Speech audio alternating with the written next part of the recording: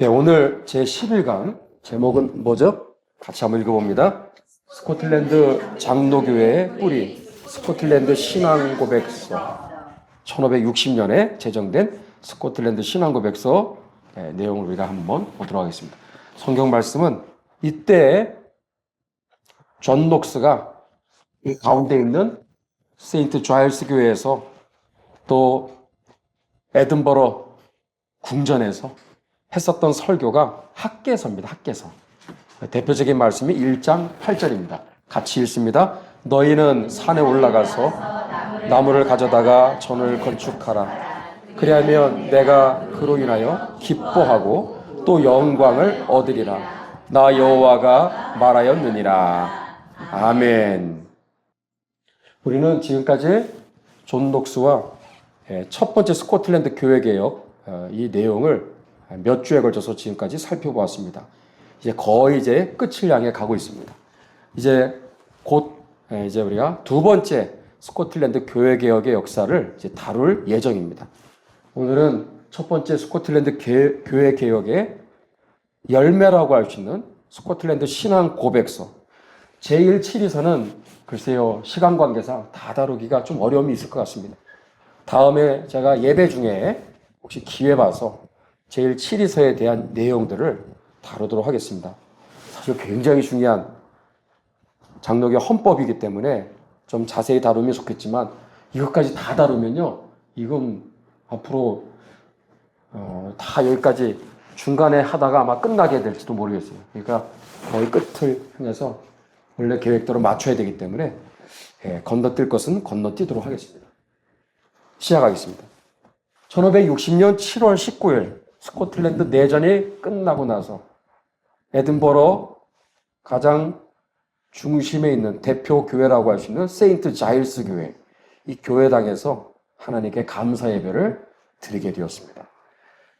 굉장히 감격적인 예배가 되었겠죠? 우리가 스코틀랜드 내전에서 봤듯이 아주 기적적인 순간들이 뭐 한두 번이 아니었어요. 근데 막판에 이 전쟁의 주범이 누구죠? 전쟁의 가장 중심 역할을 했던 이 로마 카톨릭 세력의 가장 핵심, 그 컨트롤 타워가 누구예요? 전범. 이 전쟁의 전범이라고 할 수 있는 기즈메리입니다. 기즈메리. 그 기즈메리가 로마 카톨릭이 만만치 않았거든요. 그래서 잉글랜드와 스코틀랜드 연합군이 나름대로 최선을 다했으나 이 전쟁이 이기는 것도 아니고 끝나는 것도 아니고 이러한 접전이 계속해서 지지부진한 상태가 계속되었을 때 놀랍게도 막판에 가서 어떤 일이 있었냐면 기즈메리가 급사하게 되죠. 여러분 6.25 전쟁하고 똑같습니다. 6.25 전쟁에서도 막판에 어떤 일이 벌어져요? 6.25 전쟁을 일으킨 전범이 누구예요? 스탈린입니다. 스탈린. 김일성이는 허수아비에 불과합니다. 다 뒤에서 누가 조종했느냐? 스탈린입니다. 이 스탈린이 1953년 3월 되자마자 갑자기 죽습니다. 암살돼서 죽죠. 그래서 갑자기 그 스탈린이 갑자기 사라지면서 뭐 소련이나 중국 공산당이나 김일성 저 공산 집단이나 뭐 우왕좌왕하는 상황이 되겠죠. 그리고 더 이상 전쟁을 계속해서 수행할 수 없는 상황까지 가게 됩니다. 그래서 정전협정까지 이제 이르게 되는 거죠. 그리고 나중에 한미 상호방위조약 체결까지 이제 이르게 되는 것입니다. 스탈린이 만약에 죽지 않고 계속 건재했었다면 6.25 전쟁의 역사뿐만 아니라 대한민국 역사는 정말 최악의 비극으로 아마 계속되었을 거예요. 하나님이 이 스탈린을 결국은 생명을 거두어 가심으로 결국은 대한민국의 승리로 끝난 줄로 믿습니다. 똑같은 거예요.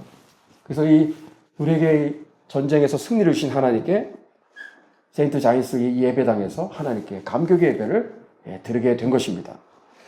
그러면서 모든 이제 로마 카톨릭의 세력들에게서 그 빼앗겼던 그동안의 모든 주도권을 이제 개신교 세력들이 이제 쥐기 시작하면서 아주 놀라운 시대가 세상에 이제 펼쳐지게 됩니다. 자, 여러분 여기에 세인트 자일스 교회에서 걸어서 조금만 걸어가면 이번에 우리가 꼭 가게 되는 코스 중에 하나가 바로 여기입니다. 여기가 어디냐면 에든버러시에 있는 왕궁인데 그 왕궁의 이름이 뭐냐? 홀리루드 궁전입니다. 홀리루드 팰리스, 홀리루드 궁전. 여기에 기즈메리도 있었고 또 누가 이제 오게 됩니까? 이제 곧 있으면 그의 딸인 메리 스튜어트가 여기 이제 오면서 또 문제가 또 아주 복잡한 일들이 이제 벌어지게 되는 거예요. 이 에든버러시에 있는 가장 중요한 건물이라고 할 수 있죠. 홀리루드 이 궁전. 여러분 이 궁전이 이번에 가게 되면 알겠지만 저희가 머물게 되는 숙소 바로 옆입니다. 밤에 심심하면 여기 왔다 갔다 해도 괜찮아. 바로 여기 궁전 옆에 우리 숙소가 있는 거예요. 숙소를 잘 얻었죠 이번에.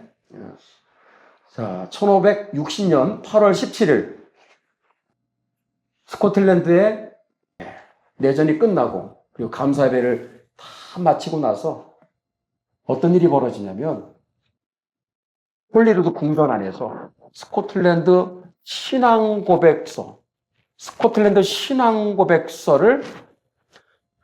4일 만에 이것을 초안을 제정하는 거예요.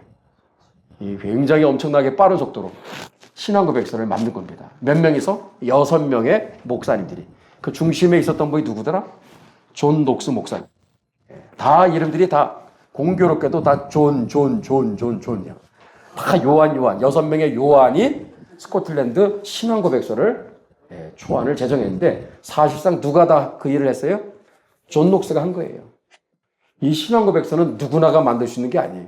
존 녹스는 이 신앙고백서를 위해서 하나님이 예비하셨어요. 몇 년 동안? 13년 동안 망명 중에 유럽 대륙을 떠돌아다니면서 하나님이 그 고난과 연단의 과정 속에서 이 신앙고백서를 작성할 수 있도록 하나님이 그를 준비하신 거예요. 이게 왜 중요하죠? 이제 계속 나오게 되겠지만 로마 카톨릭으로부터 우리가 거기서부터 자유를 찾는 것도 중요하지만 이제 더 나아가야 돼.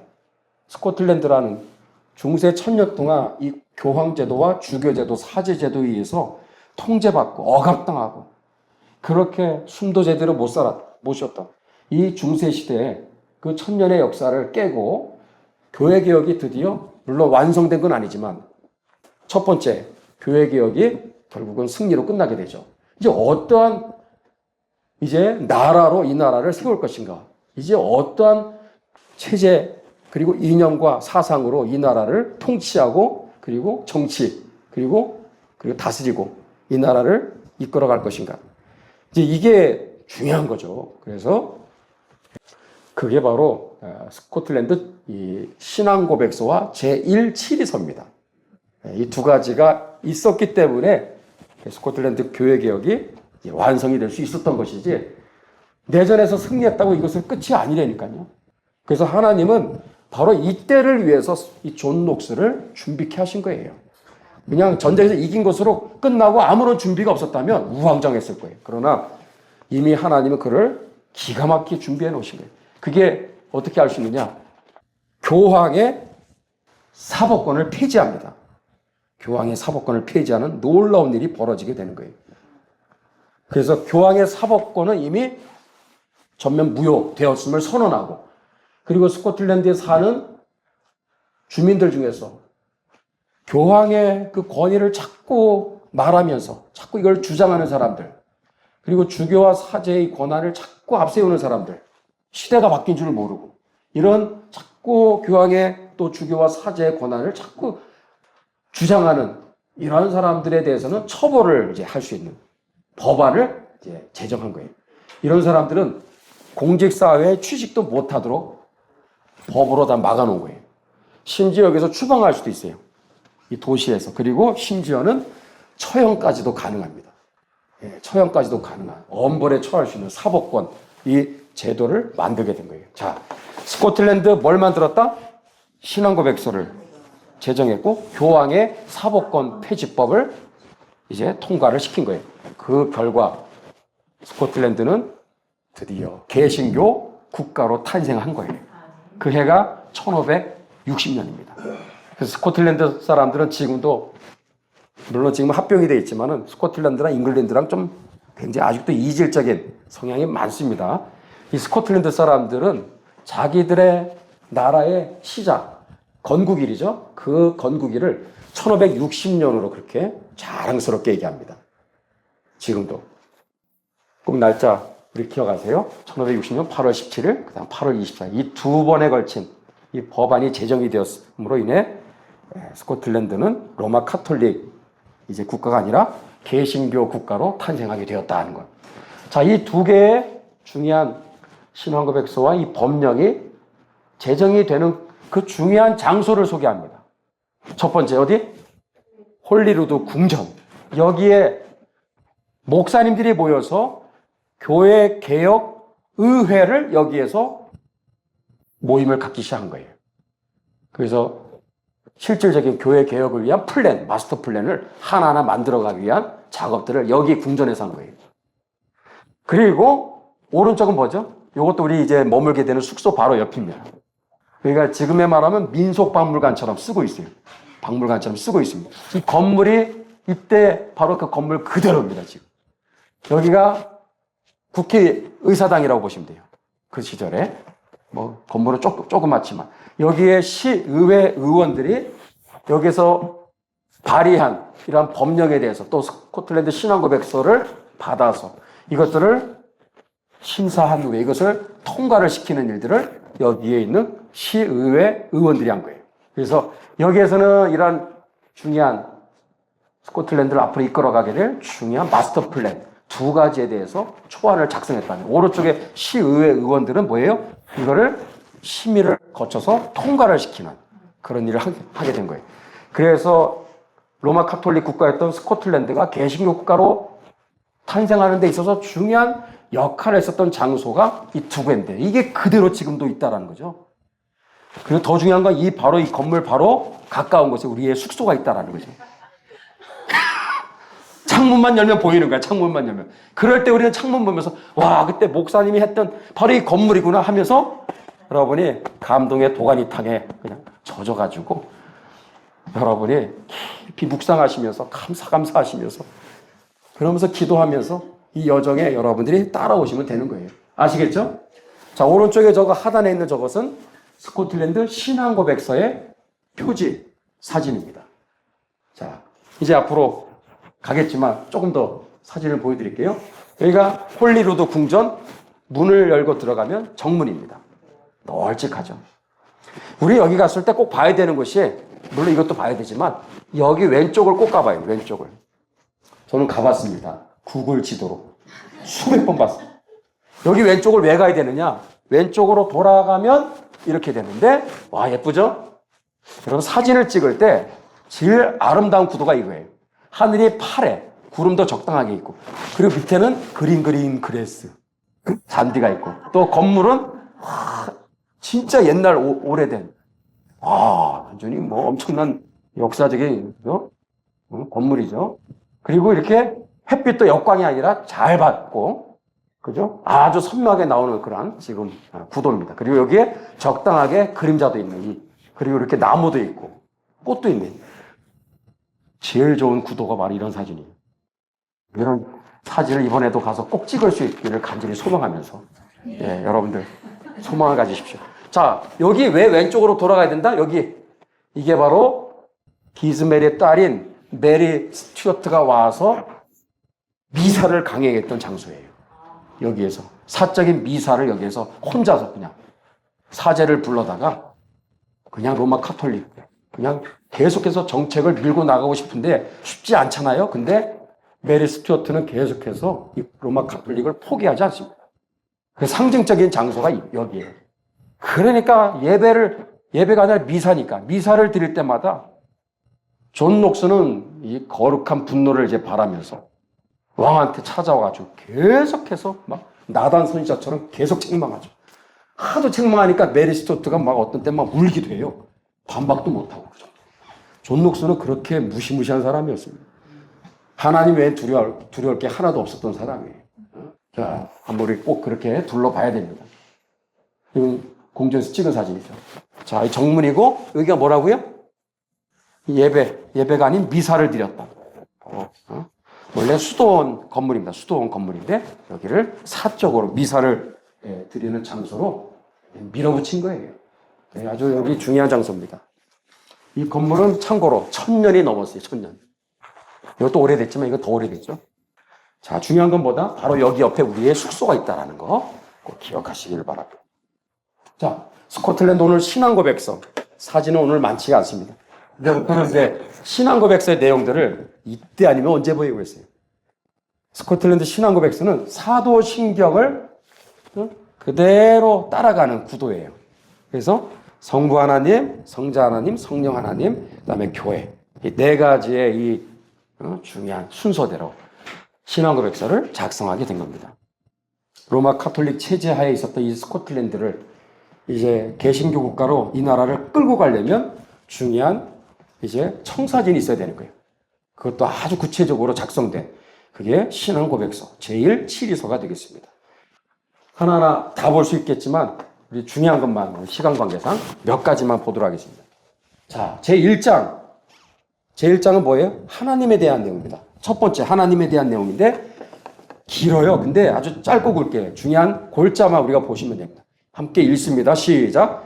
우리는 유일하신 하나님을 고백하며 또 인정하며 하나님만을 의뢰하며 하나님만을 예배하며 하나님만을 믿는다. 여기서 중요한 반복되는 내용이 뭐예요? 하나님만을 의뢰하며 예배하며 믿는다. 하나님만을. 이게 뭘까요? 10계명의 1, 2계명에 해당되는 지금 하나님의 말씀을 로마 카톨릭은 지금까지 위반하면서, 그죠? 불순종하면서 지금까지 왔거든요. 10계명의 1, 2계명. 그거를 거역하면서 지금까지 불순종하며 지금까지 온 것이 바로 로마 카톨릭 세상이었죠. 그래서 첫 장, 제1장 하나님부터 그거를 전부 다 청산하는 거예요.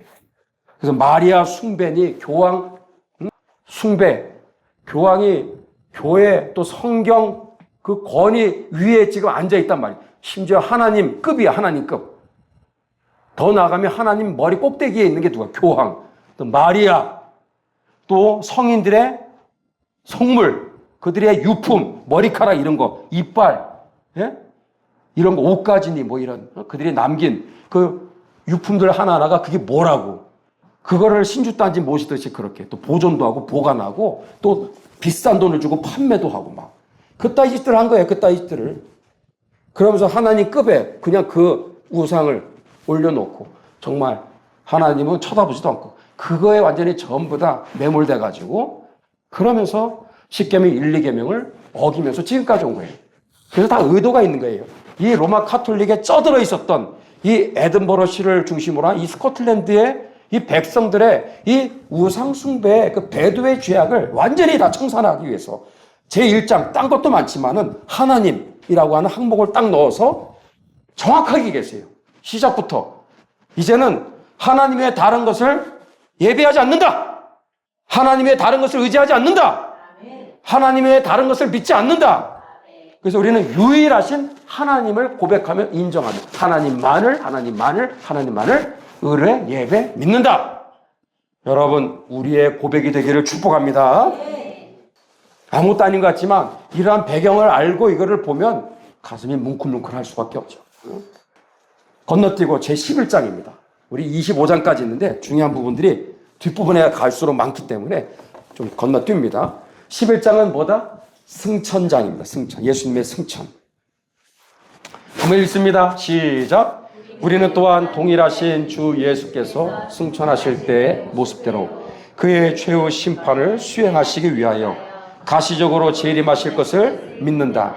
이때가 이르면 의를 위하여 처음부터 폭행을 당해왔고 상처를 입었고 부당한 취급을 받아왔던 사람들이 애초부터 이들에게 약속된 영생을 유업으로 받을 것이다.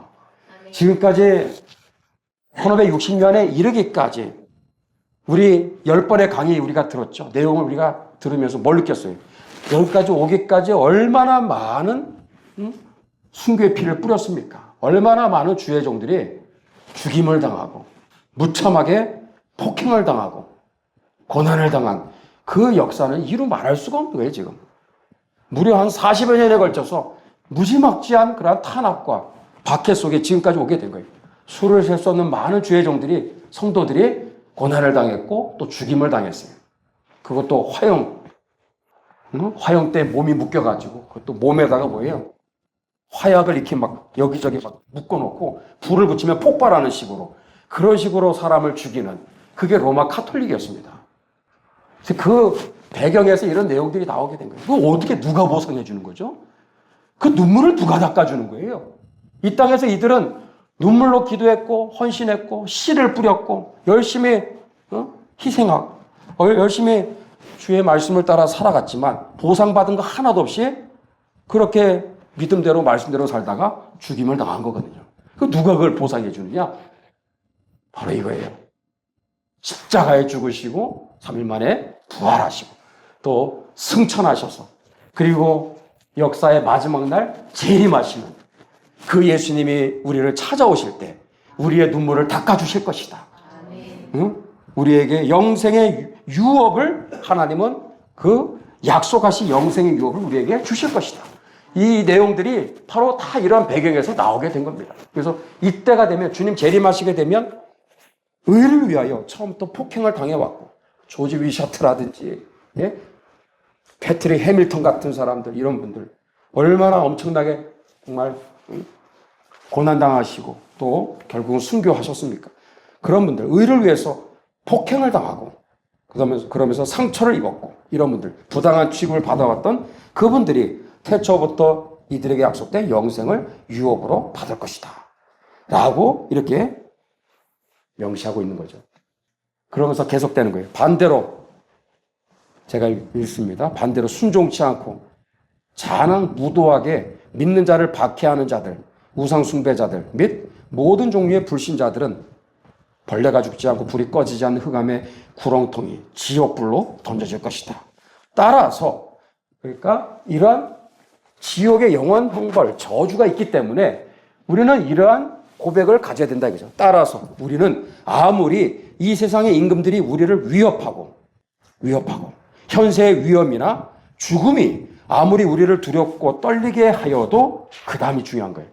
뭐라고 고백합니까? 우리의 머리시오. 여기 가운데 뭐가 있을까요? 유일한 중보자이신. 이 표현이 아주 강조되고 있어요. 여기 1장에서 25장까지의 내용 중에서 예수님을 유일한 중보자이시고 또 머리라고 하는 이 표현이 아주 반복해서 많이 나오고 있습니다. 우리 여기에서 짚고 넘어갑니다. 중보자는 오직 예수님 뿐이십니다. 우리 예수교 장로의 합동 측에서는 이미 총회 2번에 걸쳐서 중보라는 말을 중보자라는 말 또 중보기도라는 말을 쓰지 않도록 결의를 했어요. 중보라는 말은 이 카톨릭 용어입니다, 사실. 성경적이지가 않은 거예요. 그러면 우리는 뭘로 써야 되냐? 합심기도 또는 도고기도. 디모데전서 2장 1절에 있는 대로 도고기도를 또 우리가 용어를 쓴다든지 또는 이웃을 위한 기도 뭐 이렇게 쓰라고 총회에서 결의를 하게 된 게 바로 이런 것 때문에 그런 거예요. 중보자는 오직 예수님 한 분뿐입니다. 응? 중보자는 하나님과 우리 죄인된 인간들 사이에서 하나님 보좌 우편에서 우리를 위해서 끊임없이 지금도 기도하시는 유일한 중보자 예수님 뿐이죠. 그래서 우리 용어를 쓸 때도 가급적이면 여러분들 이러한 말들을 우리가 잘 구분할 필요가 있는 거예요. 그래서 예수님은 누구다? 유일한 중보자이시다. 그리고 우리의 머리가 되신다. 그 그리스도 예수와 맺은 사귐의 나라 천국이죠. 그 천국 그것을 포기하거나 버릴 수 없다. 응?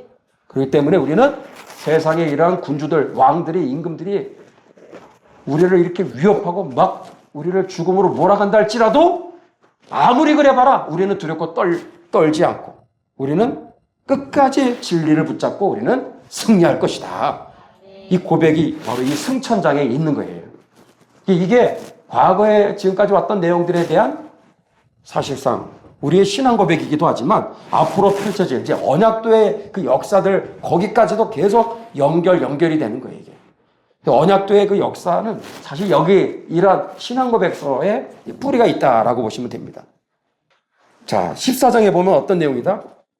하나님 앞에서 선하다고 여겨지는 행위들. 행위에는 몇 종류가 있다? 두 종류가 있다고 되어 있습니다. 한 가지는 하나님의 영광을 위해서 행하는 것이고, 다른 한 가지는 우리의 이웃의 유익을 위해서 행하는 것이다. 이렇게 딱 정리를 해놓고 하나하나 설명하는 거예요. 첫 번째 종류의 선행이란 뭐다? 하나하나 이제 예를 들면서 얘기하는 거예요. 하나님의 영광을 위한 선행이 무엇이냐? 우리 선행 그러면 우리는 막연하게 우리는 그냥 착한 일 이렇게 생각할 수 있는데, 그게 아니라 첫 번째 하나님의 영광을 위한 선행은 어떤 게 있느냐?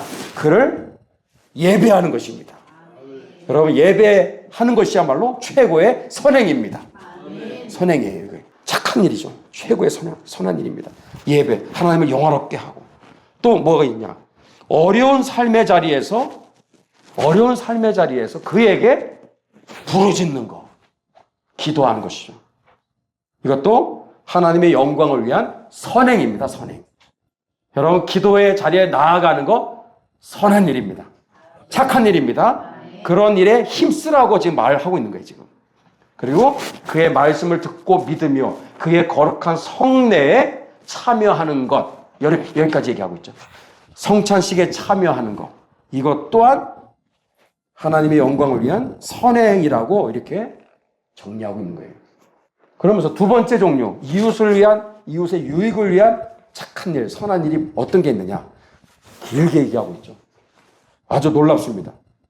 부모, 왕, 지배자 및 위에 있는 권세를 어떻게 하라고요? 저는 참 놀라운 게, 이분들은 이미 권세자들로부터, 집권자들로부터, 통치자들, 위정자들로부터 무지막지한 그런 탄압을 받은 분들이에요. 기즈멜이 바로 코앞에 있어서 이미 세상 떠났지만 얼마 전에 그 집권자로부터 얼마나 많은 고통을 당해서, 근데 신앙고백서를 쓰는데 자신들의 이러한 입장이나 감정과 그리고 기억과 이러한 경험들을 다 내려놓고 신앙고백서는 철저하게 하나님의 말씀에 기초해서 좌우로 치우침이 없이 하나하나 다 써내려가는 거예요. 기가 막힙니다. 이게 그냥 여러분 읽으면 안 되는 거예요, 이게. 얼마나 이분들이 하나님의 중심에 바로 서려고 애를 쓰고 있는가, 이걸 보면 알 수 있는 거예요. 그래서 부모, 왕, 지배자, 위에 있는 권세, 지긋지긋하거든. 권세자들만 생각하면 두려워 떨 수밖에 없는 거예요. 트라우마가 막 생길 수가 있는 거예요. 그런데도 이 신앙고백서를 쓸 때 균형을 잃지 않는 거예요. 이들이 하나님의 명령을 어기지 않는 한 이들을 사랑하며 지지하고 이들의 명령에 복종하며, 이렇게 얘기하고 있어요. 어떤 전제가 있죠? 이들이 무조건 그러라는 게 아니라 하나님의 명령을 어기지 않는 한 이들을 사랑하며 지지하고 이들의 명령에 복종하라. 이게 뭐다? 이웃의 유익을 위한 선행에 포함되는 겁니다. 통치자를 존경하는 거, 지지하는 거. 여러분, 한국 교회가 70%가 장로교 신자예요. 근데 교회와 국가의 관계에 있어서 스코틀랜드 신앙고백서를 한 번도 들어본 사람이 과연 얼마나 될까? 거의 없어요. 놀라운 일이에요, 진짜. 장로교의 뿌리인데. 여기에서 이런 내용들은요, 모든 무슨 프랑스 신앙고백서니 웨스트민스터 신앙고백서는 더 자세하게 돼 있죠. 이런 신앙고백들이 전부 다 이렇게 똑같이 이렇게 얘기하고 있는 거예요. 이 다 원칙에서 벗어나지 않습니다.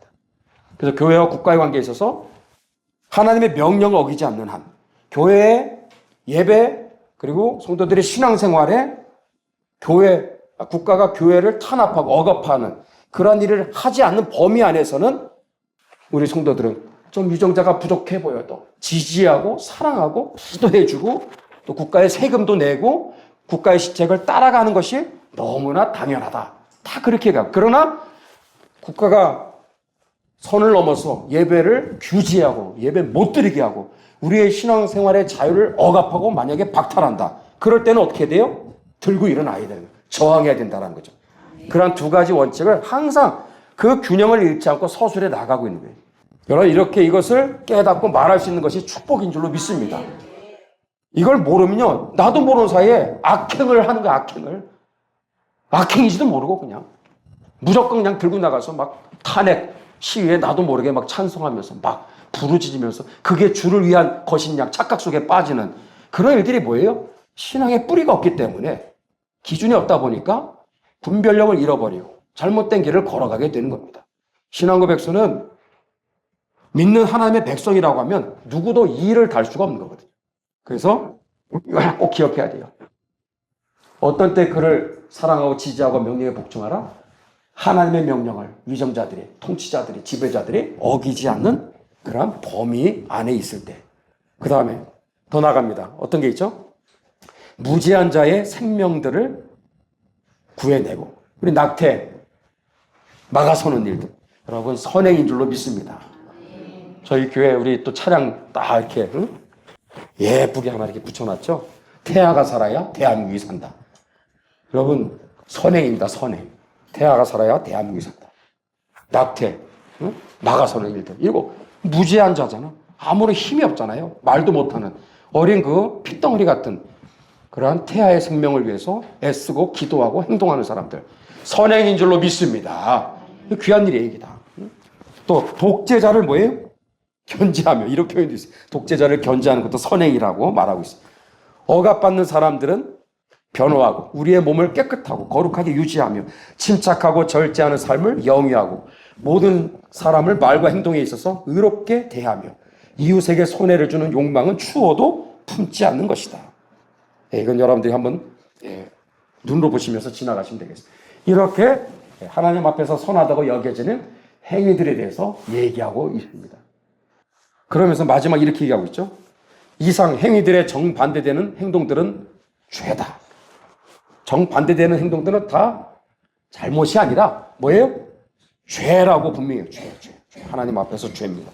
예컨대 또 강조하고 있어요. 예컨대 어떤 게 죄다? 그 첫 번째로 나오는 게 정말 저는 놀라워. 이걸 보면서 와 이걸 강조하고 있어요. 여기 신앙고백서에서 공경에 처하여 오직 하나님께 뭐예요? 기도하지 않는 거. 여러분 시편 50편 15절에 뭐라고 되어 있죠? 환난 날에 나를 부르라.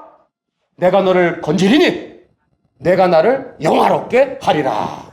기도하라고 되어 있어요. 그러면 내가 너를 건지겠다고 말씀하고 있어요. 공경에 처해 있어. 환난 중에 있어. 근데 기도를 안 해. 그것은 악행입니다. 그것은 죄악입니다. 분명하게 얘기하고 있어요. 기도 쉬는 거 죄악입니다. 죄악.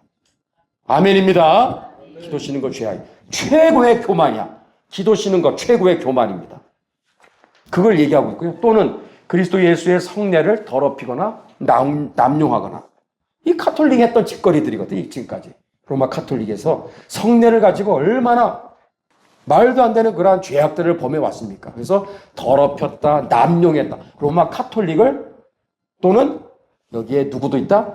국교회도 들어가요. 국교회.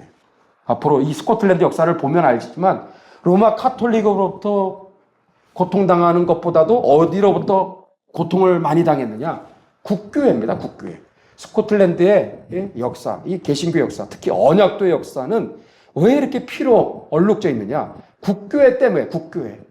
국교회는 뭐예요? 양쪽 사이에 있는 로마 카톨릭도 어느 정도 받아들이고 개신교도 받아들이는 이것도 저것도 아닌 무색무취 마치 애매한 이것도 저것도 아닌 이 국교회 때문에 이 스코틀랜드 개신교 언약도들이 엄청나게 많은 고난을 당했다는 거죠. 그들 또한 성찬식을 더럽혔고 남용하는 죄악을 범하게 됩니다. 다 그런 사람들을 염두에 두고 한 얘기예요. 우리는 그 길에 서면 안 된다 이거죠. 하나님이 세우신 집권자가 자기들의 직책의 한계를 넘어서지 않는데도 이들에게 불순종하고 항거하는 것 이거 죄다. 또 얘기하고 있어요. 마지막에. 놀랍지 않습니까? 누구보다도 집권자에 대해서 트라우마가 강한 거기에 대한 정말 상처가 깊은 분들인데 이 스코틀랜드 개신교 우리 믿음의 선진들은 신앙고백서를 쓸 때 자신들의 감정과 입장과 주장을 다 내려놓고 그리고 균형과 그 원칙에서 벗어나지 않고 철저하게 하나님 말씀 위에서 이 신앙고백서를 아주 그냥 치우침이 없이 그리고 정확하게 기술해 나간 거예요. 정말 대단합니다. 16장은 뭐다? 16장부터 25장까지는 교회에 대한 이야기가 상당히 많이 나오고 있어요. 우리 한번 같이 읽어볼까요? 요 앞에 문장까지만 읽습니다. 시작. 우리는 한 하나님, 즉 아버지, 아들, 그리고 성령을 믿는 것처럼 한 교회가 처음부터 있었고 현재도 있으며 이 세상이 끝날 때까지 있을 것이라고 확신한다.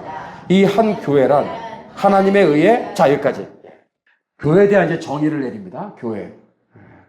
한 교회란 하나님에 의하여 무엇일까요? 뭐뭐 사람들의 무리요.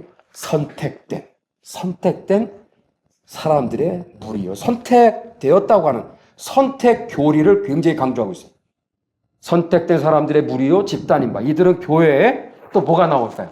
아까 얘기한 대로. 유일한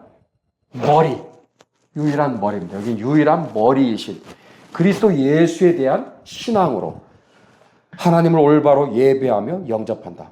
이 교회를 떠나서는 생명도 없고 영원한 복락도 없다. 여러분, 본교회 중심의 신앙생활 하기를 축복합니다. 본교회 중심의 신앙생활. 이게 왜 이렇게 중요하냐? 다 여기서부터 다 뿌리가 있는 거예요. 나중에 또 얘기하겠지만. 자, 여기서는요. 우리는 자, 눈 크게 뜨시고 여러분들. 스코틀랜드 신앙 고백에서 강조하는 특히 16장에서 25장까지 내용이 너무너무 중요합니다. 여기 보면 이 신앙 고백에서 강조하는 참된 교회의 원리 세 가지를 얘기하고 있어요. 세 가지를 강조하고 있어요. 이거를 알면 이해하면 여러분 신앙 고백서를 전부 다 꿰뚫고 있는 겁니다. 첫 번째 뭐냐? 참된 교회의 두 가지 기초. 참된 교회는 두 가지 기초가 있어야 된다 이게. 뭘까요? 이게 두 가지 기초가. 아까 거기 이미 우리가 봤습니다. 첫 번째, 하나님의 선택받은 구원받은 성도들이다 하는 이 신앙 고백이 확실해야 되는 거예요. 응? 구원받은 성도들이라고 하는 하나님의 선택받은. 두 번째 뭐다?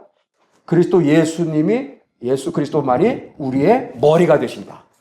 우리의 인생의 주인이 되신다고 하는 이 두 가지 신앙 고백이 기초가 깔려 있어야 그게 참된 교회라는 거예요. 왜 이렇게 이걸 중요하게 여기에 강조하고 있을까요? 우선 하나님의 선택 교리. 갑자기 선택 교리가 왜 나올까요? 스코틀랜드 개신교도들은 무려 적어도 40여 년 동안에, 물론 그 앞에도 있었지만 집중적으로 40여 년 동안 엄청나게 많은 로마 카톨릭으로부터 탄압을 받고 그리고 박해를 당하면서 거의 스코틀랜드 교회가 뿌리채 완전히 다 뽑힐 정도까지 거의 이러다가 스코틀랜드 이 비밀교회, 지하교회 성도들이라고 했죠. 그들이 존재가 완전히 다 말살될 위기까지 갔거든요. 정말 그게 한 세대 이상, 한 3, 40년 동안 그런 엄청난 고난 속에서 끙끙거리면서 숨을 죽여가면서 조용조용히 그들만의 비밀 모임을 계속해서 이끌어온 거예요.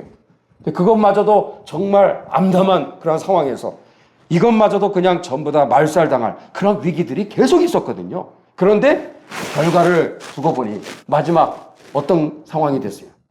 이러한 3, 40년 지난 뒤에 1560년에 이르러 자신들의 모습을 보니까 교회는 정말 뭐예요? 출애굽기 3장 1절 2절에 있는 대로 떨기나무에 불이 타는데 여러분 불이 막 타는데 사그러들지 아니하더라. 사라지지 아니하더라. 고난 가운데 있었으나 스코틀랜드의 그 개신교도 비밀교회 지하교회 성도들은 절대로 여러분 말살되지 않았습니다. 그리고 망하지 않았습니다. 하나님의 특별한 섭리와 능력으로 하나님이 보존되었어요. 하나님이 그들을 지켜주신 겁니다. 그래서 우리 스코틀랜드 교회는 지금까지 이렇게 온 것 자체가 다 우리의 힘으로 능으로 온 게 아니라 하나님의 선택하신 하나님의 특별한 사랑으로 우리 교회가 지금까지 유지되고 그리고 보존되고 지금까지 보호받았고 지금까지 존속되었다라고 하는 이 고백이 여기 굉장히 강조되고 있는 거예요. 이 선택. 그래서 우리가 이 세상 가운데서 이 험악한 세상에서 승리하는 중요한 그 신앙의 기초를 말해주고 있는 거예요. 우리는 이러한 때 나의 어떠함에 따라서 앞으로 현재와 미래가 바뀌어질 것인가. 그게 아니라 우리는 부족합니다. 우리는 훅 불면 넘어갈 수밖에 없어. 우리는 무지하거든. 우리는 어리석습니다. 연약합니다. 아무것도 몰라요. 그러나 천지 만물을 창조하시고 예수님을 십자가에 못 박아 죽음을 대가를 치르면서까지 저와 여러분들을 사신 분이 우리 하나님 아버지십니다. 우리 하나님 아버지께서 예수님의 핏값을 대신하여, 그게 뭐예요? 속죄잖아요. 구속. 핏값을 주고 우리를 사실 겁니다. 그래서 하나님의 특별한 선택받은 우리들이 되었기 때문에 여러분, 세상의 어떠한 풍파 가운데서도 결코 교회는 무너지지 않을 것입니다. 하나님이 끝까지 지켜주실 거예요. 그 이유는 내가 어때서가 아니라, 내가 잘해서가 아니라, 그게 아니라 나는 그런 능력이 없습니다. 하나님의 선택 가운데 우리가 구원받았기 때문에 하나님이 우리와 지금도 함께 하시고 천국 가는 그날까지 견인 끝까지 우리의 구원을 보증하시고 또 보장해 주시고 그리고 보호해 주시고 계속해서 우리와 함께 하시기 때문에 우리의 구원은 결코 무너지지 않을 것입니다. 교회는 결코 말살되지 않을 것이다라는 것. 이 고백이 바로 하나님의 선택이라고 하는 교리라고 하는 것입니다. 또 하나, 그리스도 예수의 머리 되심을 왜 강조하죠? 참된 교회냐 가짜 교회냐를 구분하려면 뭘 가지고 구분할 수 있어요? 저 사람이 교황 제도를 자꾸 끝마다 막 계속 교황이 어떻고 저떻고 얘기하고, 주교제도 또 사제제도 아직도 그 잔재가 남아있고, 아직도 로마 카톨릭에 아직도 그 물이 빠지지 않은 그런 말들이 계속 나오게 되면 뭐다? 이 사람은 참된 교회가 아니라 가짜 교회라는 거예요. 그래서 참된 교회와 가짜 교회, 로마 카톨릭입니다. 이 참과 거짓된 교회를 가르는 이 기준이 뭐다? 예수님이 우리의 인생의 머리가 되시고 주인이 되시냐를 확실하게 고백하느냐 하지 않느냐를 보면 알 수 있는 거예요. 로마 카톨릭은 뭐다? 교황이 하나님 꼭대기, 예수님 꼭대기에 있다는 거예요. 성경 꼭대기에 있고 교회 꼭대기에 있어요. 심지어 교황의 교령이라고 하죠. 교황이 뭐라고 하면 그게 진실이 되고 진리가 돼버립니다. 이게 다 뭐예요? 가짜 교회의 증거다라는 거죠. 그래서 참된 교회의 두 가지 기초를 이 신앙고백서에서 이 교회론을 다루는 16장 25장에 보면 두 가지를 기초로 삼고 있다는 거. 여러분은 복 받으신 줄 알으셔야 돼요. 나는 5년 걸려서 이렇게 깨닫는데 아무리 읽어도 몰라. 잠 안 올 때 읽으면 금방 잠 옵니다. 이거 재미도 하나도 없고 무슨 얘기인지 모르고. 근데 이런 배경을 알고 이렇게 계속해서 깊이 생각하고 또 나름대로 계속 우리가 들여다보고 또 계속해서 정말 자세하게 살펴보고 그렇게 하다 보면 왜 이분들은 이렇게 이거를 기초로 삼았을까? 확실하게 알게 되죠. 이게 바로 두 가지 기초입니다. 여러분, 이것은 이분들에게만 해당되는 게 아니라 우리 모두에게도 동일한 고백이 되어야 될 줄로 믿습니다. 자, 두 번째, 또 뭘 얘기하느냐? 참된 교회의 원리. 두 번째, 뭐다? 한번 같이 읽습니다. 타이틀만 시작. 참된 교회의 세 가지 표지. 이 표지라는 건 마크예요, 마크. 표지판. 저 사람이 진짜인지 가짜인지를 알려주는 표지판이다, 표지판. 그게 세 가지인데, 첫 번째 뭐다? 하나님의 말씀의 바른 선포. 하나님의 말씀의 바른 선포. 교회에 하나님의 말씀이 말씀대로 바르게 선포되고 있는가. 그거를 따져보라는 거죠. 그리고 교회의 성례가 바르게 시행되고 있는가. 로마 가톨릭은 다 아닙니다. 하나님 말씀은 다 뒷전입니다. 위경과 외경 이런 게 오히려 더 앞서가 있고, 성경의 권위는 땅바닥이고 교황의 말이 하나님의 꼭대기에 있는 거죠. 또 성례도 하지만 성례를 완전히 다 더럽혔어요. 성경대로 하지 않습니다. 포도주 잔을 나누지 않습니다. 떡만 나눠줍니다. 이게 전부 다 잘못된 거예요. 그리고 무슨 칠성례라고 종부성사돼 있고 무슨 신품성사, 무슨 성사, 고해성사, 성경에 있지도 않은 그러한 성례 제도를 5개를 추가한 거예요. 성경에 있지도 않은 망령된 죄악이죠. 그래서 로마 가톨릭은 교회가 아니다라는 거. 참고로 여러분들 제2바티칸 회의 자꾸 얘기하는데 우리 자꾸 장로교 목사님들 중에도 또 신학교 교수님들 중에도 1962년에서 65년 3년 동안 제2바티칸 회의라는 게 있었어요. 그때 마치 우리 개신교 프로테스탄트를 인정하는 듯한 그런 회의들이 오고 간 거거든요. 근데 여러분 속지 마세요. 그들은 단 한 번도 우리 하늘교회, 우리 장로교회, 우리 한국교회를 절대로 교회로 인정하지 않습니다. 교회로 인정 안 한다니까요. 그들은 뭐라고 표현해요? 교회의 준비라고 그래, 교회 준비. 우리는 교회가 아니라 교회 지금 문턱 앞에 지금 교회 아직은 아니고 교회로 지금 들어오기 직전에 있는 준비 단계에 있다. 이렇게 얘기하고 있어요. 절대로 여러분 속지 마세요. 카톨릭은 우리 개신교인들을 절대로 교회로 인정하지 않습니다. 지금 어떤 일이 벌어지냐, 전 세계적으로. 이 개신교도들을, 특히 개혁교회 성도들을 로마 카톨릭으로 합병시키려고 하는 그런 거대한 움직임들이 벌어지고 있는 거예요. 그게 성공 사례가 1999년 로마 카톨릭과 루터교가 합병이 됐잖아요. 정말 세계사적인 사건입니다. 근데 그게 끝이 아니라 이들의 목적은 뭐다?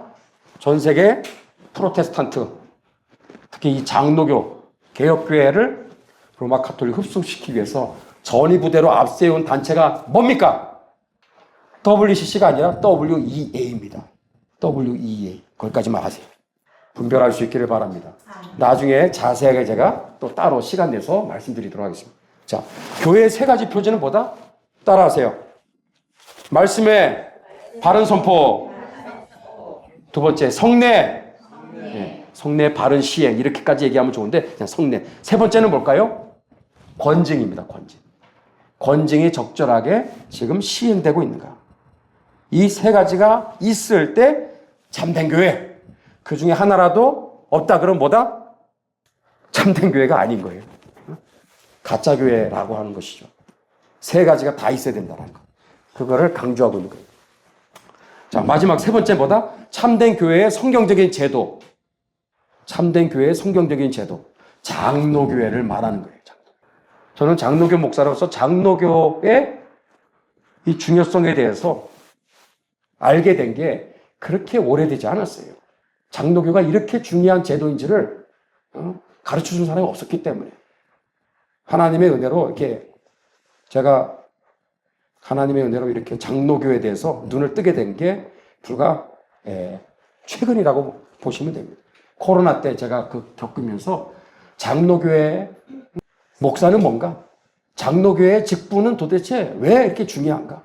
장로교는 왜 이렇게 하나님께서 일찍이 출애굽 때부터 시작해서 왜 이렇게 역사에 오랜 세월 동안 이 장로 제도를 하나님께서 이렇게 끝까지 지금까지 이렇게 강조하고 계시는가? 저는 그런 고민들을 하면서 서서히 알게 된 것이지 이렇게 처음부터 자세히 알게 된 건 아닙니다.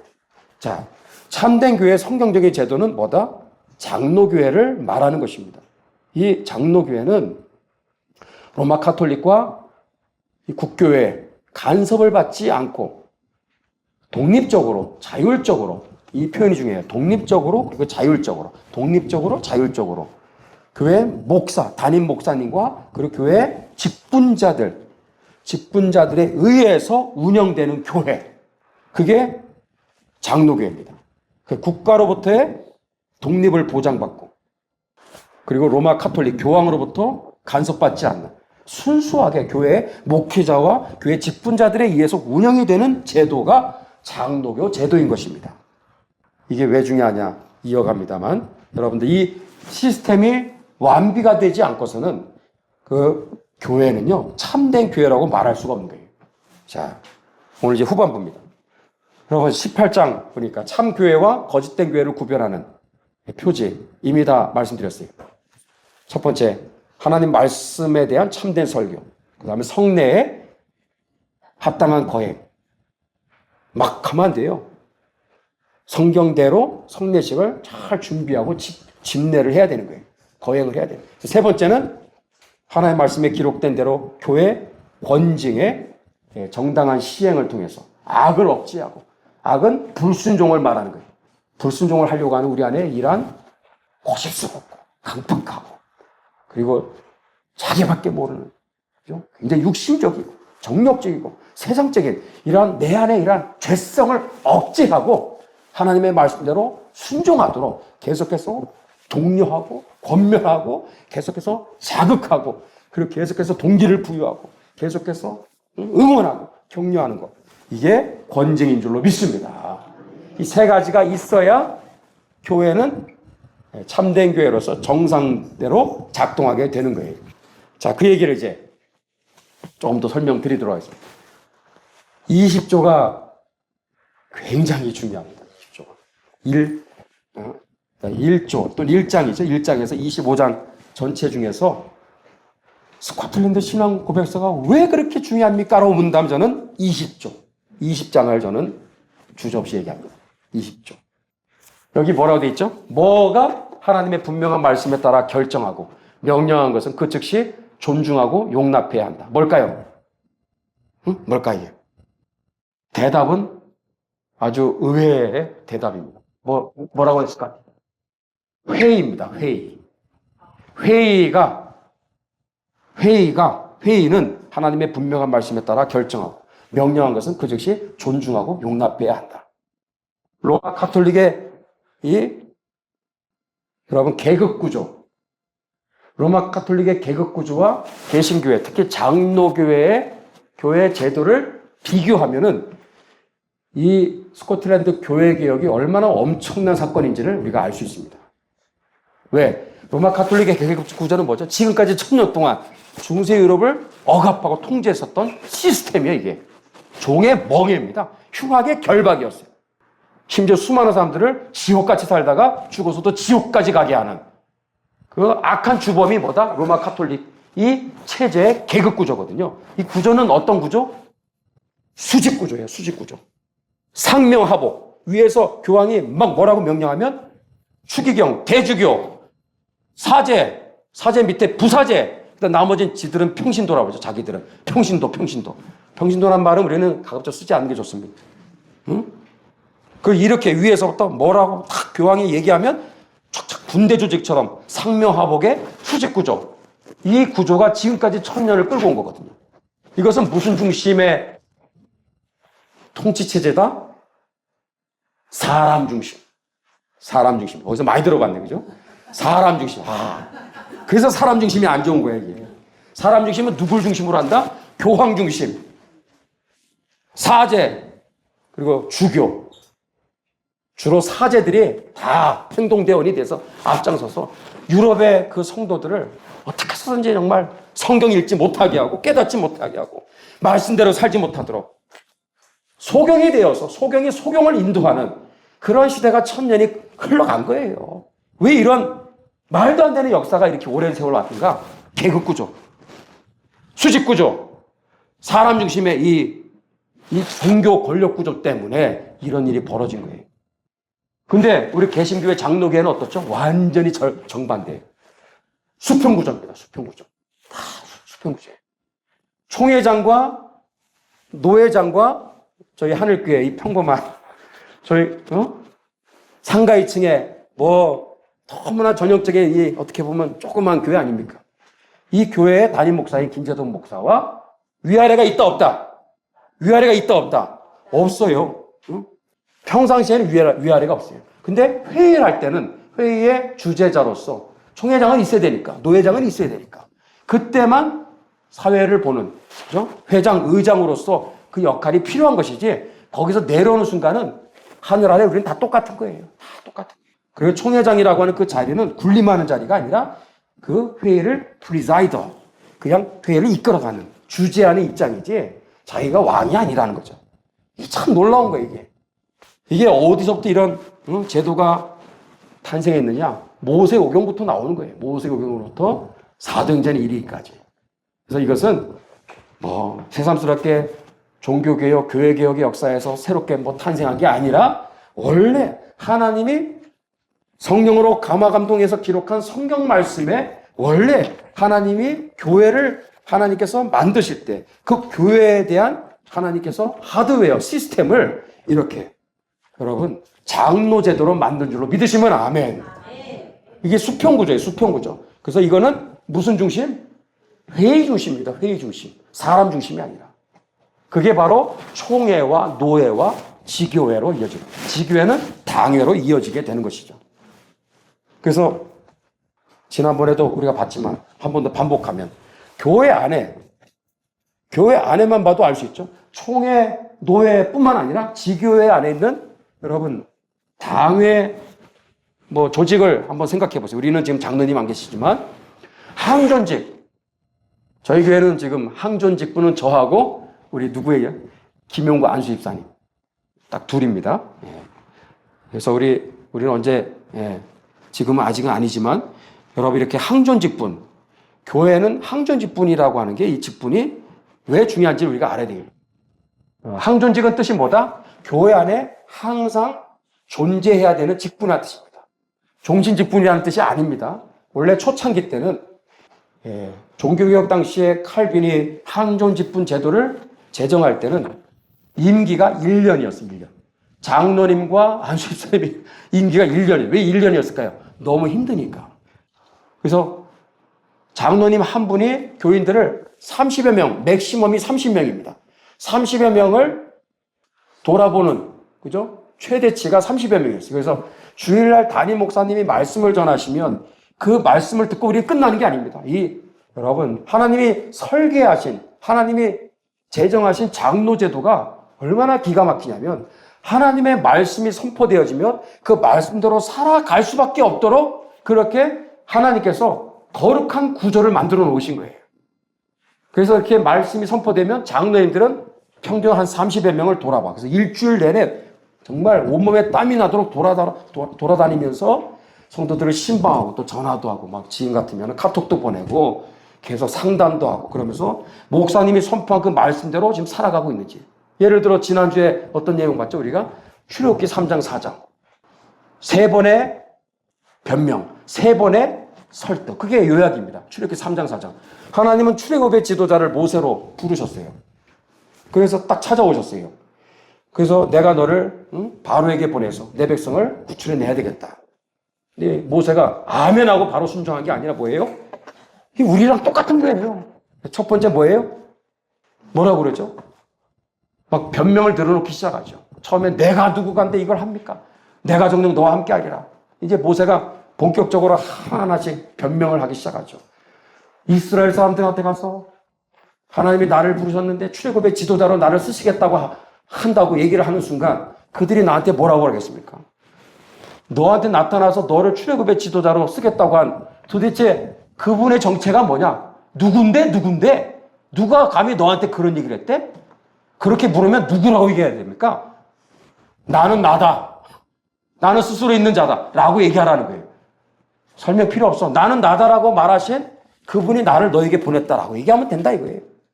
근데 모세는 그냥 아멘하면 되는 걸 또 그냥 의심이 막 들어오는 거예요. 뭐라고 그래요? 두 번째 또 변명 뭐예요? 하나님, 참 두렵습니다. 내가 그들한테 가서 이 얘기를 할 때 그들은 분명히 할 겁니다. 너한테 나타나신 여호와 하나님은 이거 진짜 아니다. 네가 지금 지어내고 있다. 네가 소설을 쓰고 있다. 하나님이 너한테 나타났다고 말씀했다고 전부 다 네가 지어낸 거짓말이다. 아니 그렇게 얘기하면은 아니 어떻게 얘기합니까? 뭐라고 그들한테 내가 답변을 해야 되겠습니까? 그러니까 걱정 마. 너 지팡이 던져봐. 뱀이 되죠. 다시 꼬리를 잡아. 다시 뭐예요? 지팡이 되지 않습니까? 그러니까 두 번째 손을 여기다 넣었다 빼봐. 문둥병이 막 갑자기 도지기 시작하죠. 다시 넣었다 빼봐. 다시 이게 옛날같이 깨끗해지죠. 첫 번째 안 믿으면 두 번째 이거는 믿을 거야. 근데 두 번째도 안 믿어? 오케이. 나일강에 물을 취해다가 땅바닥에 던져봐. 빨간 피가 될 거야. 첫 번째, 두 번째 안 믿으면 세 번째는 믿을 거야. 그러니까 걱정 마. 너한테 나타났다고 하는 하나님이 확실하게 너에게 찾아오셔서 말씀했다라는 거를 이거 보여주면 믿을 거야. 그러니까 모세는 뭐라고? 세 번째 변명. 뭐라고 그래요? 나는 입이 뻣뻣해서 말 주변이 없습니다. 말 못해요! 그러니까 하나님은 또 거의 또 그것까지도 다 답을 주시는 거예요. 걱정 마. 네 형 아론 있지 않느냐. 대변인으로 내가 써줄게. 너 있지 말 못하면 형한테 이런 얘기를 할 거라고. 그래서 형을 앞세워서 스피커로 삼아. 바로 앞에 갈 때 같이 가면 처음에 아론이 진짜 그렇게 얘기하죠. 아론이 앞장서서 아론이 먼저 얘기합니다. 그래서 아론한테도 내가 그 입에 함께 하겠고 너 입에도 내가 함께 할 테니까 걱정 말고 가라. 그 정도면 여러분 가야 되는데 뭐라고 그래요? 모세가 주여 나는 못 간다 이거죠. 다른 사람을 보내주세요. 다른 갈만한 사람을 하나님 보내주세요. 나는 절대 못 가겠습니다. 마지막에 뭐예요? 하나님 뭐라고 얘기하든 난 절대로 난 안 가겠습니다. 잡아 빼잖아요. 그럴 때 하나님이 화를 내가지고 막 야단을 치는 거예요. 이 모세가 결국은 떠밀려가지고 바로 앞에 가게 되는 그런 상황이 되는 거예요. 여러분, 그런 말씀 우리가 들었을 때 분명히 기도 가운데 말씀 속에서 주신 것은 우리 하늘교회 성도님들, 하나님 출애굽기 3장 4장에 지금 우리에게 찾아오셔서 하나님께서 말씀하시는 그 말씀이 무엇입니까? 특별히 우리가 주님 앞에 지금 이 시점에서 하나님 앞에 특별히 순종해야 될 하나님 계명이 무엇입니까? 그것은 기도의 자리로 나아가라는 것입니다. 아멘. 기도의 자리로 나아가라. 응? 기도의 자리로 나아가. 저는 오늘 새벽에도 월요일, 화요일 새벽에 참석했지만은 주님, 지금 우리의 지금 새벽기도 나오는 기도의 파수꾼들 50명이 되게 하여 주옵소서. 100명이 되게 하여 주옵소서. 200명도 되게 하여 주옵소서. 우리의 그릇은 여기거든. 이게 한 100명 차입니다. 그래서 우리 하늘교회는 새벽기도가 부흥하는 교회가 되게 하여 주옵소서. 지금 그렇게 기도하고 있어요. 기도의 파수꾼들을 세워 주옵소서. 주일날 기도의 자리로 나아가라고 그랬잖아요. 여러분, 힘들죠. 피곤하죠. 나도 뭐 억지로 나온다니까요. 억지로 나와. 하루에 잠 3-4시간 자면서 억지로 나오는 거예요. 그래도 끙끙대면서 기도하면 말씀 보고 하나님 힘 주시는 거예요. 기도하면 하나님 힘을 막 부어주시더라고요. 아멘. 기도 안 하면 막 더 좋을 것 같지만, 편할 것 같지만 그렇지가 않더라고요. 힘들어도 나와서 끙끙거리면서 말씀 읽고 기도할 때 하나님이 은혜를 부어주시는 것입니다. 그냥 순종하는 거예요. 그냥. 그래서 기도하는 거죠. 하나님, 이 자리에 기도의 파수꾼들이 50명이 되게 해 주옵소서. 100명이 되게 하여 주옵소서. 차고 넘치게 하여 주옵소서.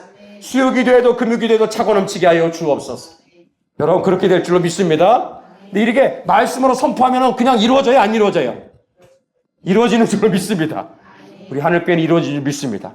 근데 혹시 그래서 하나님은 이 말씀이 이것이 순종으로 열매를 맺기 위해서 하나님은 특별히 안전장치를 만들어 놓으신 거예요.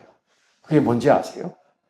그게 직분자입니다. 직분자. 교회 직분을 세우셔서 특히 교회에 장로님을 세우시고, 그리고 한국교회는 초창기에는 장로님을 세울 수 있는 여건이 안 돼서 누구를 세웠어요? 권사님을 세웠어요. 여러분, 권사님이 많은 것은 축복입니다. 권사님이 그 역할을 하는 거예요. 권면하는 거예요. 저와 함께 또 신방도 가고, 그리고 안수입사님도 마찬가지. 그렇게 해서 혹시나 지금 계속 결석하는 사람이 있어. 그러면 권사님 또 안수입사님들이 막 부지런히 막 움직이면서 또 그분들을 돌아보고 전화도 하고 문자도 보내고 또 할 수 있으면 신방도 가고 그러면서 권면하고 그들을 이렇게 예배의 자리로 이끌어오는 이 일들을 하게 되는 거예요. 또 기도의 자리로 이끌어오는 일을 저와 우리 안수입사님 또 권사님들이 부지런히 함으로 인해서 여러분 아무것도 안 하면 아무것도 일이 일어나지 않습니다. 근데 이렇게 우리가 이런 직분의 이러한 취지와 목적을 알고 부지런히 우리가 행동하면 여러분 놀라운 열매가 나타나는 줄 믿습니다. 그게 굉장히 중요한 거예요. 그래서 이 직분자가 왜 중요한지 자 우리는 이미 다 들었어요. 뭐예요? 그래서 스코틀랜드는 3가지 교회 개혁의 목표를 완성한 최초의 나라라고 했어요. 따라합시다. 교리개혁. 교리개혁은 뭐다? 말씀 회복 운동입니다. 말씀 회복 운동. 아까 제가 출애굽기 3장 4장 주일날 선포했던 그 말씀이 있죠.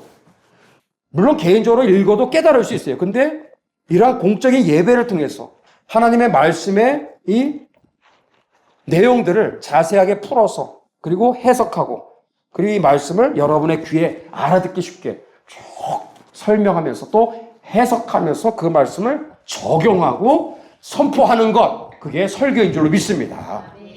강의가 아니라니까. 그래서 말씀이 눈에 이것이 그동안 보이지 않았던 말씀들이 깨달아지고 들리지 않았던 하나님의 뜻이 깨달아지면 여러분 하나님의 말씀을 순종할 수 있는 이미 준비가 다 된 거예요. 아멘이죠? 그래서 우리는 기도의 자리로 나아가라. 모세처럼 저렇게 계속 변명 늘어놓지 말고 우리는 즉각적으로 순종해야 되겠구나. 그러면 우리는 말씀대로 살아가야 되겠죠. 순종해야 되겠죠. 그게 바로 이제 교리 개혁입니다. 지금도 마찬가지. 이 수요일날 컨퍼런스 하는 이 내용도 사실은 하나님의 말씀을 다시금 깨닫게 하는. 그래서 이 말씀을 우리 지금 나 개인과 교회와 지금 대한민국의 상황 가운데 이것을 적용하고 그리고 이 말씀을 계속해서 선포하는. 여러분 이 작업이 잘 되어야 여러분 그 다음에 이 말씀의 역사가 일어나게 되는 거예요. 개인이 변화되고 교회가 부흥하고 대한국이 살아 소생케 되는 역사가 어디서부터 일어나죠?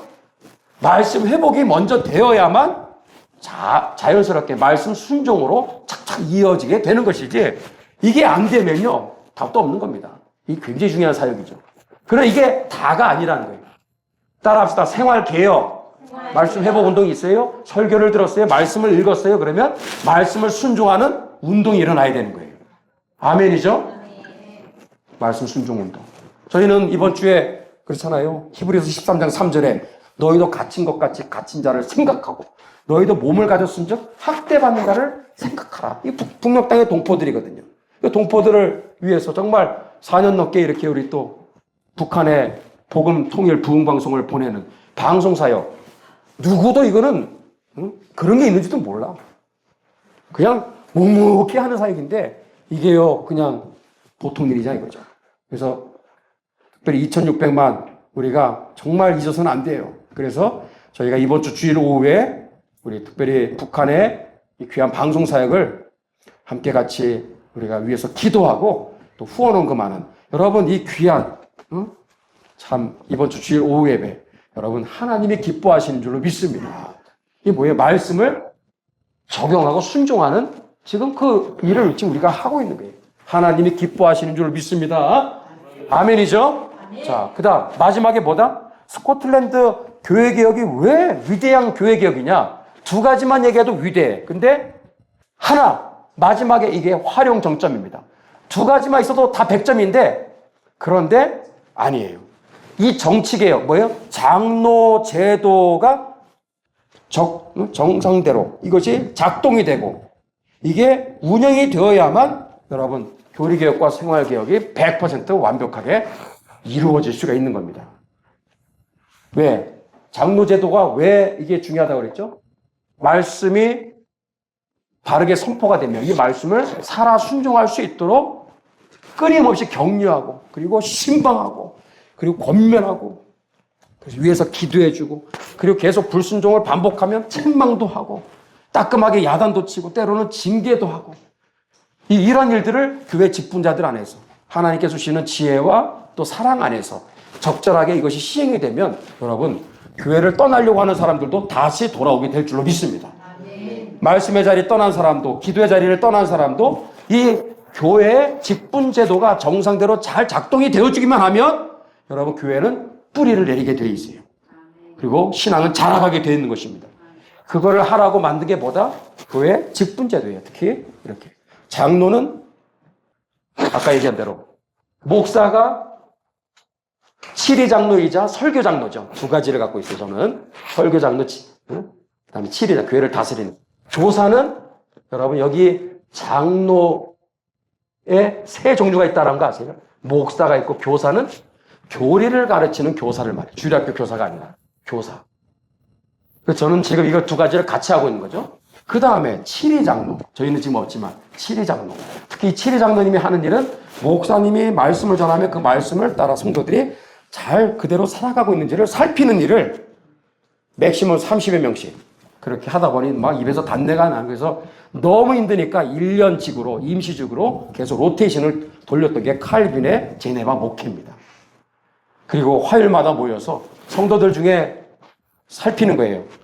지금 성도들 중에 신앙생활이 지금 말씀을 따라 살지를 못하는 그러한 성도들의 그러한 경중을 따라서 그 등급을 따라서 거기에 따라서 어떻게 처방을 내려야 될지 그 회의를 목요일마다 가지게 되죠.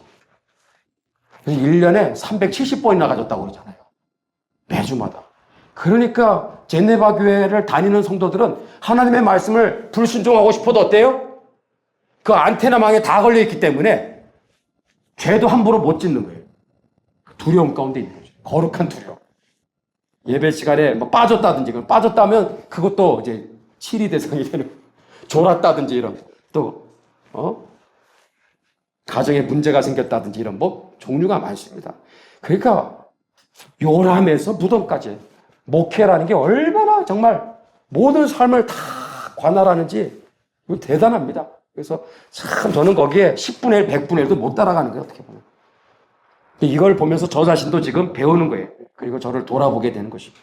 저는 이 과정을 통해서 저희 하늘교회가 또 이 방송을 듣는 분들도 저희 한국교회를 섬기는 목사님들 또 귀한 장로님들 우리 성도님들이 주님이 핏값을 주고 세우신 교회를 그 교회의 그 통치 원리를 따라서 치리의 원리를 따라서 그 교회를 잘 받들어 섬길 수만 있다면 여러분 이 땅 가운데 하나님이 영광을 받으실 것입니다. 성시화가 일어나게 될 줄로 믿습니다. 그래서 말씀의 회복이 순종으로 쫙 모든 영역 가운데 이것이 확산이 되면 여러분 이 지상에 하나님의 통치와 주권과 영광이 임하게 될 줄로 믿습니다. 이거를 위해서 만든 정말 제도가 장로제도였다라는 거. 후반부입니다. 자, 22조 성례에 대한 얘기가 있어요. 이 로마 카톨릭의 성례는 이거는 성례가 아니다. 이거는 너무 불순물이 많다. 그 얘기를 하고 있어요. 지나가겠습니다. 읽어보시면 되겠습니다. 24장. 국가의 위정자난이 있어요. 누구든지 정당하게 제정된 정권에 반항하거나 그것을 전복시키려고 음모하는 사람은 놀랍지 않아요, 여러분들?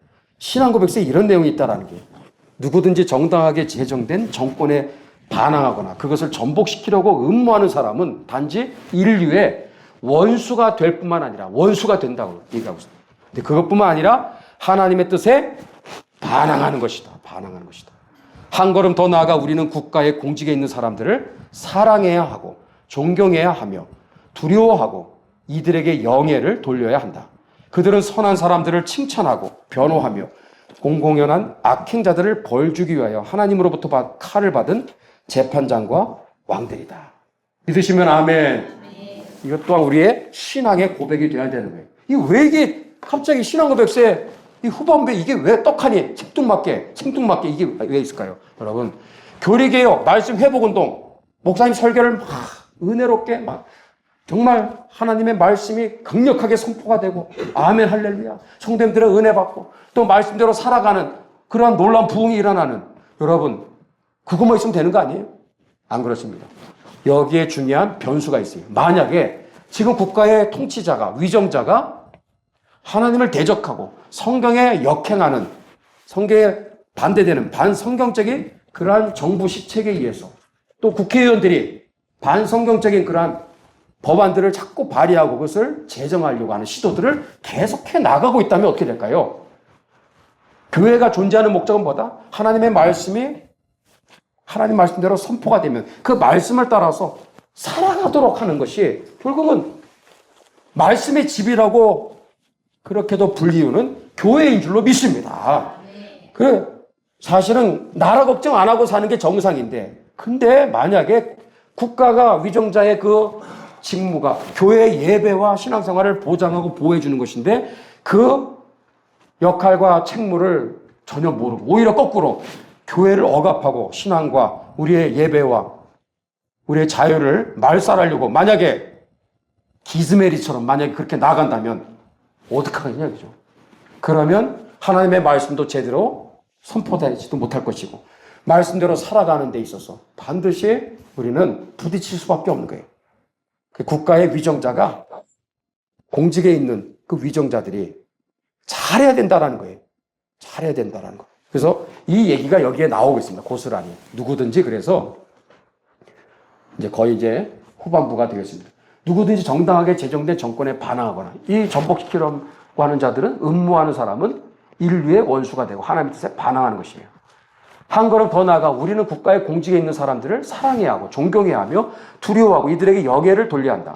그들은 선한 사람들을 칭찬하고 변호하며 공공연한 악행자들을 벌주게 하여 하나님은 또 칼을 받은 재판장과 왕들이다. 깊이 좀 곱씹어야 될 내용입니다. 하나하나가. 그러면서 후반부에 이렇게 되어 있어요. 한번 읽어볼까요? 다 같이 시작. 그뿐만 아니라 교회를 보호하고 순결케 하는 일은 특히 왕들과 영주들과 시자들과 그리스도의 책임을 우리는 명시하는 바이다. 이들이 임명된 것은 국가의 행정을 위해서 뿐만 아니라 참 교회를 유지하고 모든 우상과 미신을 타파하기 위해서이다. 그러므로 최고 권세에 반항하는 사람들은 하나님의 명령에 반항하는 것이며 죄가 된다고 우리는 확신한다. 아멘입니다. 이들이 임명된 가장 중요한 목적이 뭐다? 중간에 나오죠. 국가의 행정을 위해서뿐만 아니라 참 교회를 유지하고, 이거예요. 참 교회를 유지하고 참된 교회들을 잘 보존해 주는 것, 잘 안전을 책임지고 예배에 지장이 없도록 잘 보호해 주는 것, 그게 국가 위정자가 해야 되는 수많은 업무들 중에서 최고의 고귀한 업무인 줄로 믿습니다. 자, 그래 놓고 마지막에 25장 그냥 건너뜁니다. 부록이나 마찬가지이기 때문에. 그러면서 마지막이 기도로 이렇게 끝나는 거예요. 와, 대단한 참 신앙고백서입니다. 신앙고백서의 마지막을 이렇게 기도로 장식하는 신앙고백서는 없어요. 조금 투박해 보이지만 이 스코틀랜드 신앙고백서, 비록 4일 만에 짧은 기간에 만든 것이지만 그 당시에 급박한 그런 참 그 상황 속에서 만들어진 신앙고백서라는 게 막 와닿거든요. 얼마나 이분들이 절박한 심정으로 이거를 기록했는지를 조금이나마 우리가 이제는 알게 될 겁니다. 우리 기도문 한번 읽어볼까요? 시작. 주여 일어나셔서 당신의 원수들을 쳐 부수소서. 당신의 거룩한 이름을 미워하는 그들이 당신 앞에서 도망쳐 가게 하소서. 당신의 종에게 힘을 주셔서 확신을 가지고 용감하게 당신의 말씀을 전하게 하소서. 모든 백성들이 당신의 참된 지식을 알게 하소서. 아멘. 이제 마지막입니다. 여러분, 이번에 스코틀랜드를 가게 되면 에든버러 시 안에 반드시 가야 되는 건물이 바로 저기예요. 그 이름은 뭐다? 모들린 채플입니다. 모들린 채플. 1560년 12월 20일 존 녹스를 포함해 몇 명의 총대 대원들이 여기에 모였느냐? 42명, 42명. 정말 초라한 숫자예요. 예, 장로교 총회의 여러분 역사를 볼 때 가장 첫 번째 최초의 총회가 기독교 2000년 역사 최초의 장로교 총회가 이겁니다. 1560년 12월 20일. 그 모양새는 너무나 초라했어요. 숫자도 42명밖에 안 됩니다. 그러나 그 숫자가 중요한 게 아니라 그 내용을 들여다볼 때 너무나 놀라운 총회예요. 이 모임이 자, 무엇을 지금 촉구하기 위해서 모였느냐? 아까 우리 신앙고백서 그거 또 교황 사법권 폐지법 다 통과시켰죠? 그러면서 몇 달이 지났잖아요. 그런데 에든버러 시 안에서는 사제들이 고집스럽게 이 사제들이 끝까지 로마 카톨릭 그걸 포기하지 않고 미사를 자기들끼리 모여서 집전하고 미사를 드리는 일들이 계속된 겁니다. 그래서 목사님들 여기 6명이에요. 장로님들 36명. 숫자는 얼마 안 되지만 이분들이 모여서 어떤 법률 제정을 촉구했어요. 시의회에다가 지금 미사를 지금도 집전하는 놈들이 있어. 저 사제들 저렇게 놔두면 안 되겠는데 시의회 의원들 당신들 이 사제들을 처벌하는 법률을 빨리 제정해 주십시오. 교황권에 대한 사법권 폐지가 그게 벌써 된 지가 몇 달이 됐는데 아직까지도 계속 미사를 드리고 있다고. 그래서 이거를 촉구하는 모임이 최초의 장로교 총회의 바로 결의 내용이었던 거예요. 무슨 얘기냐? 1560년 로마 카톨릭 체제에서 개신교로 새롭게 탄생하고 출범하면서 얼마나 철저하게 이들은 로마 카톨릭 그리고 국교회의 모든 잔재들을 배제하고 청산하기 위해서 얼마나 믿음의 선한 싸움을 싸웠는지 여러분 우리는 이러한 모습들을 그냥 지나치면 안 되는 거예요.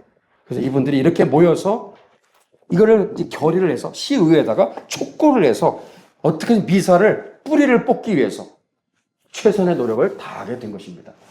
이 모들린 체포로 훗날 언약도들이 18,000명이 에든버러 시 안에서 한 30여 년에 걸쳐서 18,000여 명이 학살을 당해요. 순교를 18,000명, 애들부터 어른들까지. 그 시신들은 다 팔다리가 잘려있는, 목이 잘려있고 정말 잔악무도한 그런 방식으로 살해를 합니다. 그럴 때 신체가 잘려나간 그 시신들을 운구해가지고 그들을 다 씻겨주고 장례를 치러준 장소가 어디다? 모들린 채플이에요. 모든 언약도들의 팔다리 잘린 시신들이 이곳으로 와가지고 그들의 시신을 다 여기 성도들이 그걸 다 닦아주고 장례를 다 치러준 곳이 이 모들린 채플입니다. 그래서 우리는 이 모들린 채플 꼭 가야 돼요. 이 장소가 얼마나 중요한지 우리는 가서 또 눈으로 확인을 해야 되겠습니다. 이제 결론입니다.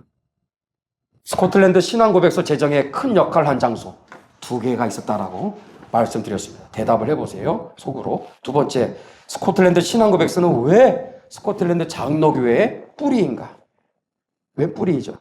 이 신앙고백서 안에는 교리개혁과 생활개혁과 그리고 정치개혁의 이 3종 세트, 교회개혁의 이 중요한 3가지 요소들을 다 포함시키고 있어요. 그리고 그것들을 실제로 기독교 2000년 역사상 최초로 정말 눈에 보일 정도로 그것을 가시적으로 실현시킨 나라가 스코틀랜드예요. 위대한 거룩한 나라가 된 겁니다. 전 세계를 비추는 제사장 또 선교국가로 하나님이 강력하게 또 쓰시는 그러한 역사가 이제 이때로부터 서서히 준비가 된 것입니다. 마지막 이 스코틀랜드가 완성한 3가지 교회개혁 다시 한번 외치고 한번 마무리 짓습니다. 시작! 교리개혁, 생활개혁, 정치개혁. 다시 한번 교리개혁, 생활개혁, 정치개혁. 예, 여기까지 오느라 여러분들 정말 모두 수고 많으셨습니다. 말씀드린 대로 10강부터 오늘은 제 11번째죠. 그리고 서창호 목사님 오시는 19번 그리고 20번째까지 이제 진행되는 이제 스코틀랜드의 교회사 내용을 여러분들 듣고 그냥 끝나면 다 잊어버려. 그거를 자기 나름대로 정리할 수 있기를 주의 이름으로 권면하고 축복합니다. 하나님의 은혜가 우리 하늘교회 위에 또 우리 한국교회 위에 여러분 신앙생활 가운데 또 여러분들과 또 여러분의 자녀들 머리 위에 하나님께서 함께 하시기를 예수님의 이름으로 축복합니다.